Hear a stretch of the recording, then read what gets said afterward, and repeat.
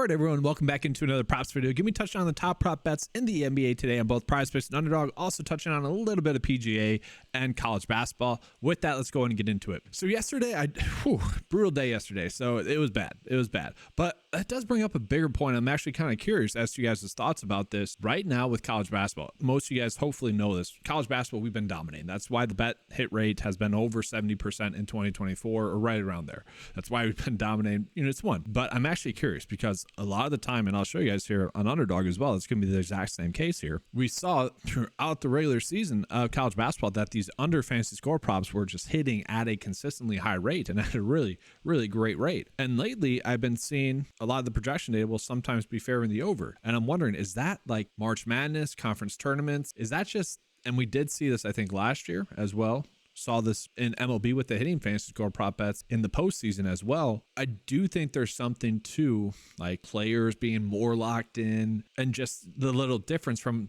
it not being the regular season. And so to me, I might slightly scale back my college basketball exposure. That being said, they are still hitting at their expected rate, which as you guys will see, it's about 56%. But I do think there could be something to that. And gosh, yesterday's bad beat, I tweeted this. This was easily one of the worst bad beats I feel like has happened in quite some time just because I watched it live. So Jesse Edwards was at 35.5 for his fantasy score. And literally I'm watching, I'm like, all right, we got this.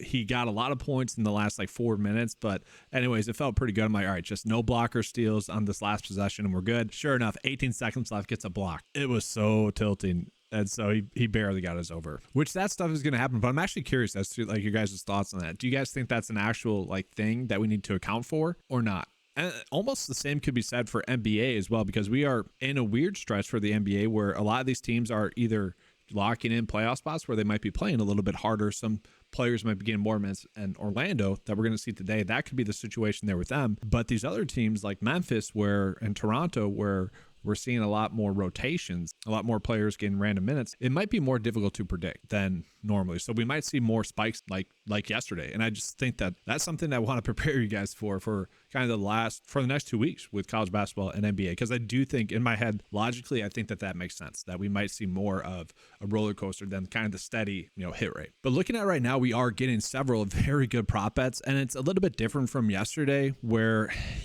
Walker Kessler, Dylan Brooks being chalk. I was like, oh boy, he's definitely not hitting now. It's a little bit different from yesterday where I can kind of see more Mikal Bridges getting his over fantasy score.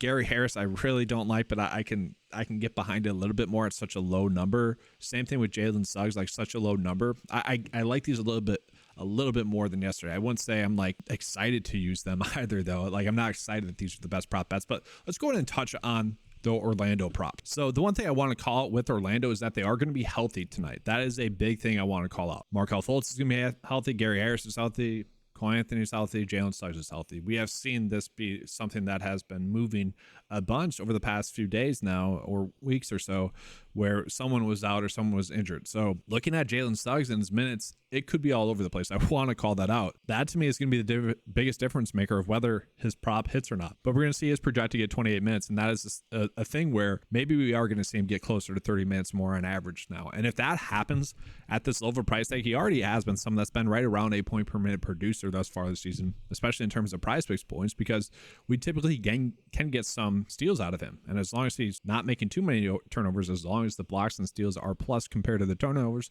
yeah, he probably should be able to get this over. Now, the matchup with Brooklyn is not one that I like. This game is not one that I like. So that to me is the biggest pause that I have, is that this game is going to be a lower scoring game than I would like. And let's actually see here. Yeah, 205. I mean, that's pretty ugly, right? But I do think I can get behind that. Now, the other one in this game is Gary Harris, and this is ugly. This is such a low line, but we're going to see the projection data likes that at 15.4. The average sportsbook line likes that at 14.6. And so it's definitely a tighter line. It's definitely probably going to be a sweat. He's only projected to get 25 minutes, which is a little bit more than his average. But at the same time, I feel like this is very much up in the air. And if we go ahead and look at Gary Harris, guys, he has been getting a ton of minutes lately, just hasn't been productive with those minutes lately. And so that to me is a big concern. At the same time, this is such a low line, right? Like he should, in theory, be able to get the over. Like we could maybe just look at this game, blow up. That's fine, whatever. This game against New York, that was just simply a very ugly game. So we look at the full sample, this does feel like a low line. And I would agree with the data that more times than not, he's going to get this over. I would agree with the line of 54.7. That still leaves a lot of percent likelihood for him to miss, about 45% likelihood for him to miss. But I do think I agree with that. Now, we have a little bit of a stacking opportunity with Mikal Bridges there. Mikal Bridges has probably been one of the most annoying players for fantasy purposes, really, this whole season. If you guys are someone that does best ball drafts or plays NBA DFS a bunch, been very much a headache because he has been playing heavy minutes and he just hasn't been all too productive with that. Now, we're going to see the average sportsbook line would have his fantasy scores set at 33.4, and they would be favoring the over there. So that's encouraging. Now, I will say, again, this is a difficult matchup, not one that I particularly want to target, but that's also why the fantasy score is going to be so low. So again, he's getting heavy minutes, he's getting a shot attempts up. That's great. And so when we look at this, it's like tight. It's been right there. So this is one that I'm struggling with. I get why he's popping up for the over fantasy score. At the same time, it doesn't feel great. Like, I'm still going to bet it, but I don't want to go crazy with it. And then we have someone like Nick Claxton, who, looking at the last 5 games, does look great. And he has been something that has been great. I'm kind of struggling there. It's like, why doesn't Vegas like these lines? It's kind of weird. And maybe it's tougher to predict at this time. That's what I'm trying to get at. If you guys are someone that plays on pick 6 where you're chasing just EV bets, probably wasn't the best day for you yesterday. Yesterday was like my first bad pick 6 day in quite some time. By the way, I do plan on doing a pick 6 video, a follow-up video to that, hopefully this week, next week, because there is a big edge there. And I think for MLB purposes, we could have some pretty big edges there as well. I do want to cover that. But looking at the Jalen Suggs prop again, this one does feel too low. Again, very difficult matchup. Don't like the matchup at all, but it is one that does pop up. Last game against Brooklyn, didn't get the over. So, and then looking at Gary Harris, yeah, it's kind of ugly. I get why they're popping up. It's not going to make you feel great. The other one that we have is going to be Thompson for his over fantasy score. Now, his minutes have been kind of all over the place. Sometimes he's starting, sometimes he's not. And so it's weird. So Fontecchio has been someone that's been playing a lot more recently, and he's been pretty productive when he's been playing. He's been going off for Detroit. And so we look at Thompson, who is currently questionable. I want to call that out. Again, his minutes have been all over the place. But if he does play tonight against Toronto, that is a pretty good line that we are getting. At the same time, Fontecchio has been playing better recently. At the same time, it does make sense to get a young player like him more run. And so it kind of goes hand in hand. It's just, I feel like we're in a portion of the season again where it's going to be more difficult to predict on a night in, night out basis. Now, there are some spots that I do want to call it, like Toronto guys, they are extremely banged up. And so I do think someone like Grady Dick is probably going to be someone we want to look at. He's been pretty productive lately. Kelly Olynyk has been a pretty good player as well. Now, I do think that Vegas might be slightly overvaluing the matchup. And I think the best example of that is going to be Quickly. Quickly has been someone that I've really liked since he's been traded there to Toronto. He's been going off. And I want to talk about the assist prop because Underdog has bumped this up to 9, and we're not getting a prop for him just yet on PrizePicks, but it's because he's heavily favored to get over 8.5 assists. He averages 3.7 more assists per 36 with all those players off for Toronto. So this one could still be too low, but that is just such a high number for him. But it is a good matchup. What's strange is that his actual points come down a little bit per 36 with all those players off the court, which I found strange. And I'm like, can he just not create his shot as much with everyone else on the court? Definitely a weird thought process there, but I don't mind his assist. But at 9 right now, it does feel like a push. So if you guys are someone that bets on DraftKings, FanDuel, BetMGM, and whatnot, I do think that's a good over bet there when the line's still at 8.5. And I will say, Cade Cunningham is another player that's been going off. I don't mind the idea of trying to stack this Toronto versus Detroit game because for the most part, this is probably going to be a game that we want to attack and maybe stack a little bit. I don't mind that idea. So one other spot I want to call it that, if you guys were on the fence with this and you don't mind it, I don't mind the over here. He's been someone that's been extremely consistent. It does feel like a spot where you're probably either betting Kobe White for the over or you're betting AO. Now, AO has been someone that I've liked a little bit more, and I do like the fact that his line's a little bit lower. This is going to be a good spot for Chicago. Obviously, it's a pace-up spot, so I really don't mind that idea as well. Going down to Portland, Portland does get a little bit more healthy today, and I actually think that could be a good thing. So looking at guys, Portland's going against Atlanta, which had been a pace-up spot for a lot of teams. Now the game total is about 218, so there's a little bit of concern there.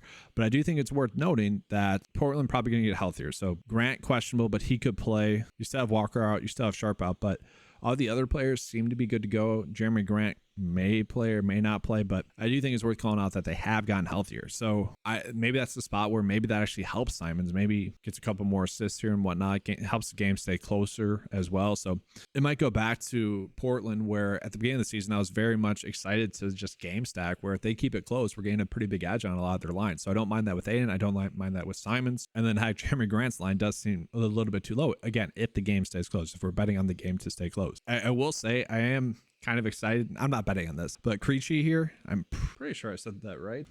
He's just a fun player to me. I want to see him on the court more. And then I will say this popular one for Daniel Gafford is fascinating to me. One, I find it like, I don't know if they're like bumping these lines up. I see the views on my channel with how like good we've been thus far in 2024. It's just like, there's no way there's that many people that are coming in here and betting Daniel Gafford. Like I don't believe that. But it is kind of funny that people, the consecutive shot streak that's going on, people are buying into that narrative.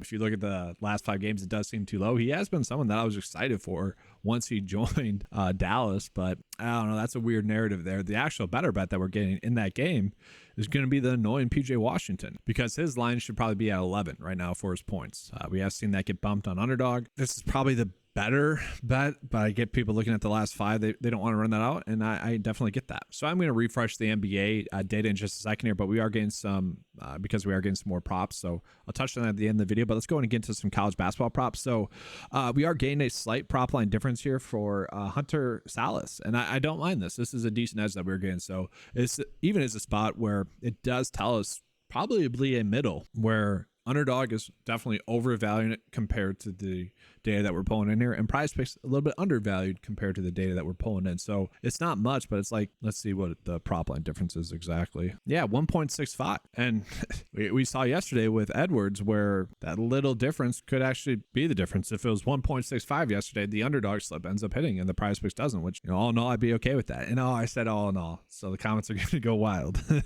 But looking at the other ones that we have here, like Rodgers for under fantasy score, we're going to see that PrizePicks is definitely more the outlier there. That's a decent prop bet there, but that's really it that we are getting for college basketball prop bets, kind of thankfully, I think. Now, looking at Underdog, we'll jump into that real quick, guys, as well. Some decent ones. A lot of Syracuse under fantasy score prop bets where I actually went ahead and I paired a bunch of these together, where I'm just going down the line where I'm like, all right, more with Mintz, more with Bell, and then Carr. I believe a couple of those are teammates. But anyways, that's how I went about attacking it. And I might also do one force slip bet with all their over fantasy scores, just to, again, kind of hedge the game a little bit. But for the most part, at least today, the projection data for the most part are telling us that it agrees with the under fantasy scores for Underdog. So I don't mind that. That's actually a decent edge that we were getting there, I think, today. And so I did just do another quick refresh. So I would say Jalen Suggs getting over 2.5 assists does correlate pretty well with him getting the over fantasy score. If you guys are someone that doesn't have access to fantasy score prop bets, you want to bet on Jalen Suggs, the 2.5 assists would be the way to go. But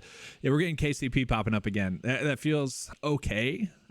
He missed last time, but I'm kind of okay with these props. Again, I kind of mentioned it. It's just kind of ugly, but we are seeing Gary Harris. He has dropped off of this now. So for the bet of the day, it's probably just going with these 4 and then maybe some of the college basketball props. Now, I do think it's worth calling with KCP. He did have a terrible first half in the last game where he was popping up for over the fantasy score and still ended up with 15.4 points. So if he just has a normal first half, probably does get the over. And if we look at the last game against Miami, he crushed. So again, are these going to hit every time? No, they're not, but there's a good edge today as well. So I'm definitely fine running that out. And then real quickly, I do want to get into some PGA props for the Players Championship. This is going to be going off tomorrow. Again, if you guys want the deep dive coverage of that, head on over to the 9 to 5 Golf YouTube channel. Again, I had to start a separate YouTube channel simply because the audience is a little bit difference. Like, it just wouldn't help the channel out. So I love the support that we've been getting, guys. 650 subscribers. That's awesome. Let's keep that going. So if you guys are someone that wants some golf prop bets and maybe more in depth, you can see 22 minutes in there.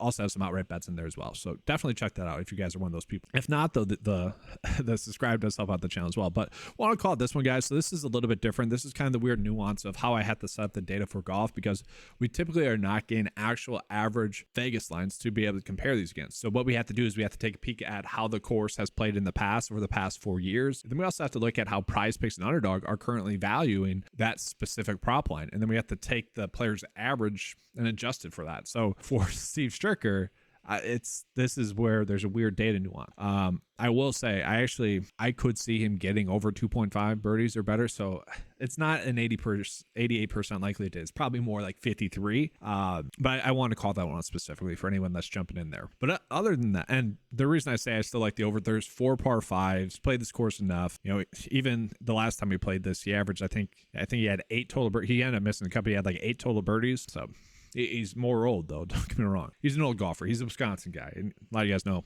from Wisconsin, so I like to cheer for him. Probably a little biased there. But let's talk about the 2 that I like here, guys. So we got Scotty Scheffler. I don't want to bet on him for under greens and regulation, but we're going to see an underdog at 14. That's a pretty good one. So the only way the over hits for underdog at 14 is if he hits 15 greens, right? This is probably being valued as a push. That's what I want to make clear. But missing 4 greens at the Players' Championship should happen. Now, he is the second best in terms of greens and regulation on the PGA Tour, but Xander is actually better. And so the fact right now he is. So the fact that they're giving him this line at 13.5 and Scotty's still 14, that's a little interesting to me. So yeah, I would agree with the edge more so on underdog that's a good under bet.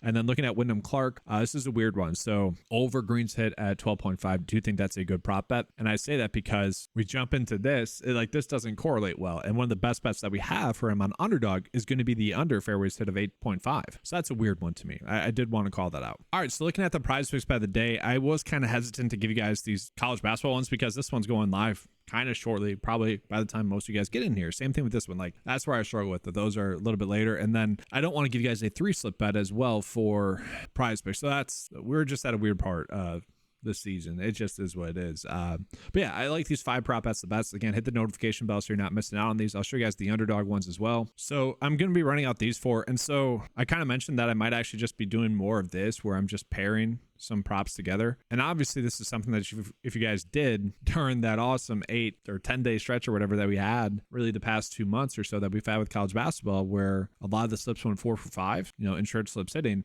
Had you done that instead, you really had a profitable day. And I'm not telling you guys how to bet. That's definitely up to you guys how you perceive and take the information, but just another route that you can go. Obviously, that's a little bit more bankroll management and whatnot. Don't need to get into that. Just a reminder, though, if you guys do sign up for Underdog, you guys have never signed up and you guys want to use that bet slip, use the promo code 905. That does help out the channel.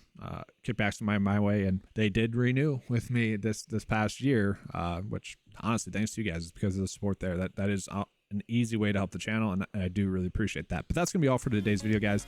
Thank you guys for being here. Make sure to hit that notification bell, subscribe, do appreciate that. Head on over to 905sports.com. Get all access to all the tools available for $10 a month. Thanks for watching. Good luck today, and as always, let's keep cashing.